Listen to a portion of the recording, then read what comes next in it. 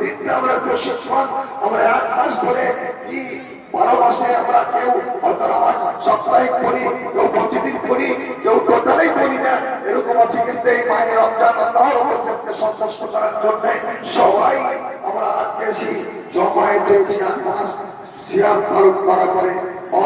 আমার ভাইয়েরা আমার, আমি বলবো আবেদন এটাই করবো, 1 মাস যেমন আমরা কত কষ্ট করে 11 রেখা তারও বেশি নামাজ পড়লাম, তো আমরা এই দিনে আজকে যাওয়ার পর থেকে নামাজকে বাদ দিব না।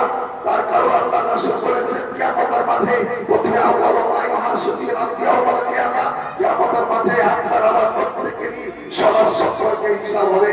যদি সালাত সম্পর্কে হিসাব সঠিকভাবে না দিতে পারি, তাহলে আরো আনুষঙ্গিক যে সমস্ত আমরা আমল করবো, সমস্ত আমল আমাদের ভেতরে